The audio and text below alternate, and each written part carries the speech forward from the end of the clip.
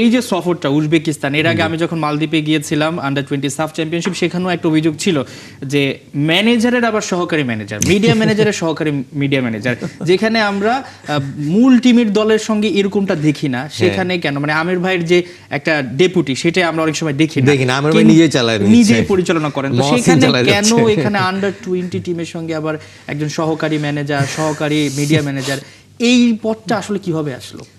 এই পদটা আসলে আমার কাছে যেটা মনে হয় যে নিজেদের বানানো, এবং যখন ম্যানেজাররা বা অন্যান্য মিডিয়া ম্যানেজাররা যদি একবারেই কাজ না করে, তখন কাজ ডেলিগেট করার জন্য আরও একজন অ্যাসিস্ট্যান্টকে আসলে এর মধ্যে ঢোকানোর একটা চেষ্টা থাকে। কারণ আপনি স্বাভাবিকভাবে আপনি যদি এখন যশোরে ধরেন ম্যানেজার হিসেবে না যান, তাহলে আপনার কাছে তো ওই ব্যাকগ্রাউন্ড ইনফরমেশনই থাকবে না। তো তখন আপনি রিলাই করবেন কি যে ওইখানে আসলে যে ছিল এর মধ্যে কাউকে অ্যাসিস্ট্যান্ট ম্যানেজার হিসেবে নিয়ে যাওয়া, সো দ্যাট এই তার যে বিদেশে সফরে যাতে তার সুবিধা হয় ডিসিশনগুলো মেক করতে। তো সেই ক্ষেত্রে তখন কাজ ডেলিগেট করার জন্য আরও একজনকে অ্যাড করতে হয়, সেটা কিন্তু কস্টিং আরও বাড়ছে।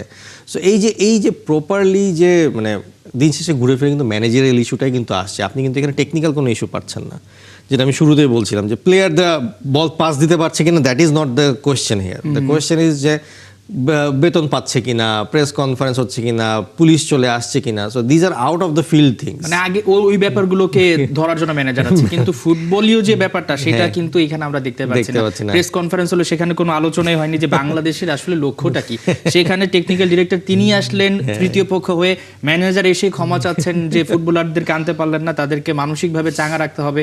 তো এই যে ঘটনাগুলো, আবার বলছে এগুলো নাকি তদন্ত চলছে। তো তাহলে আপনি ফুটবল মাঠে যখন সহকারী কোচ, যাকে নিয়ে অভিযোগ হচ্ছে আতিকুর রহমান মিশু, সেই সঙ্গে আমি যদি বলি জেরার্ড জোন্স, তাহলে ওই এফোর্টটা দিবে কিভাবে? আপনার যদি তদন্তই চলে, আপনার যখন তদন্ত চলে, তাহলে ওনাদেরকে নিব কেন? এটা হচ্ছে প্রথম প্রশ্ন। কোনো ব্যাকআপ নাই বাফুফের? সেটাই তো এখন প্রশ্ন আসছে। আপনি যখন তদন্ত করছেন আবার একই সাথে তাকে একই কাজের মধ্যে রাখছেন, তো তাহলে তো তার তদন্তের কোনো যৌক্তিকতা থাকলো না।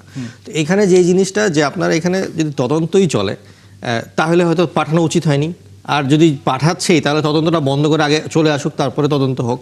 মানে পুরো প্রসেসটার মধ্যেই এক ধরনের গলদ আছে। এবং প্রেস কনফারেন্স যদি আপনার প্লেয়ার এবং কোচ সহ করতে না পারেন, প্রেস কনফারেন্স তো করার দরকারই নেই। তারা তো সেটা করতে চায়নি, কারণ এর আগে তারা অনিবার্য কারণ দেখিয়ে সেটা বাতিল করে, ঠিক যখন আবার কোচকে বরখাস্তের একটা ঘটনা শোনা যায় মিডিয়াতে, ঠিক তারপর আবার প্রেস কনফারেন্স করলো একটা নামে মাত্র। আমরা আসলে আন্ডার-20 ফুটবল নিয়ে তো কথা বলেছি আমির সাহেব, একটু ন্যাশনাল টিমের ফুটবলে আলোচনা করতে চাই, এশিয়ান কাপ এবং ব্রাজিল ম্যাচ নিয়ে একসাথে আলোচনা করতে চাই। আপনি খুব সম্ভবত দেশের বাইরে ছিলেন যখন আপনি শোনেন যে ব্রাজিল বাংলাদেশকে প্রস্তাব দিয়েছে, তারা এসেছে বাংলাদেশের ভেন্যু দেখতে। সবকিছু মিলে এই ব্যাপারটাকে আপনি কিভাবে দেখছেন, কিভাবে মূল্যায়ন করবেন? ব্রাজিল কেন আমাদের দেশেই খেলতে চায়? ব্রাজিল আমাদের দেশে খেলতে চায় কারণ ব্রাজিল সহজ হিসাবে ব্রাজিলের ন্যাশনাল টিমের বা ব্রাজিল ফেডারেশনের এখন দরকার টাকা। কারণ তাদের যে ফ্যাসিলিটিস বা তাদের যে ফেডারেশনে চালাতে হবে, তাদের এখন বিশাল পরিমাণ টাকা দরকার। এবং এই কারণে তারা যখন লো র্যাঙ্কিং কোনো টিমের সাথে খেলতে আসে, সেখানে একটা ব্র্যান্ডিং ভ্যালু থাকে, যেটার কারণে ওই ছোটো টিমগুলোকে পেমেন্ট করতে হয়। আদারওয়াইজ এই ব্র্যান্ড ভ্যালু প্লেয়ারগুলা এই রিজনে এসে এভাবে করে খেলবে না। আপনি যদি ইন্ডিয়ার এক্সাম্পলটা ধরেন, ইন্ডিয়া কিন্তু একটা ভালো একটা অর্থ আর কি ব্যয় করতে হচ্ছে ব্রাজিলকে এনে খেলানোর জন্য। তো সেই হিসাবে পার্শ্ববর্তী দেশ হিসেবে যেহেতু এখানে ট্রাভেল করাটা ইজিয়ার হয়ে যাচ্ছে ইন্ডিয়াতে খেললে, এই সুযোগটা ব্রাজিলের মধ্যে নিতে যাচ্ছিল যে এখানে যদি বাংলাদেশের যেহেতু সেরকম ফ্যান ফলোয়িং আছে, সো এটার উপর বেস করে যদি ব্রাজিল এখানে বাংলাদেশের সাথে খেলে এবং সেখান থেকে কিছু আর্নিং আসে।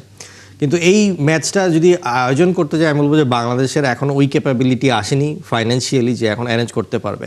হ্যাঁ, আপনি আর্জেন্টিনা নাইজেরিয়া যেটা অ্যারেঞ্জ করেছিল, দ্যাট ওয়াজ ওকে, যে দুইটা টিমের মধ্যে খেলা হয়েছিল, উই ওয়ার জাস্ট হোস্টিং ইট, সেখানেও অর্থ ব্যয় করতে হয়েছিল। কিন্তু বাংলাদেশের মতন টিমের সাথে এখন এই অবস্থায় এসে, যেখানে কিনা বাংলাদেশ একটা পরিবর্তিত পরিস্থিতির মধ্যে দিয়ে গেছে, ফাইন্যান্সিয়াল একটা ইস্যু আছে, দেশ নতুন করে আবার দাঁড়ায় উঠতে যাচ্ছে, তো এখানে অনেক রকমের ফাইন্যান্সিয়াল ইস্যুর মধ্যে এই ধরনের খরচ করাটা আমি বলবো এক ধরনের বিলাসিতা। তো এই কারণে আমি বলবো যে এখানে যে আমাদের যে মানে মন্ত্রী যে আমিনুল সাহেব যে স্টেটমেন্টটা দিয়েছে, একবারে পারফেক্ট স্টেটমেন্ট, যে খেলা দেখতে ভালো লাগবে, কিন্তু বাংলাদেশের কাজে আসবে এখন এই মুহূর্তে না, হয়তো ডাউন দ্য লাইন 5 বছর বা 10 বছর পর যখন দেশ আবার একটু ভালোভাবে ঘুরে দাঁড়াবে। কিন্তু এই আয়োজন করতেও তো বারণ করেননি তিনি। না, আয়োজন করতে বারণ করেনি, কারণ এখানে সরকারের পক্ষ থেকে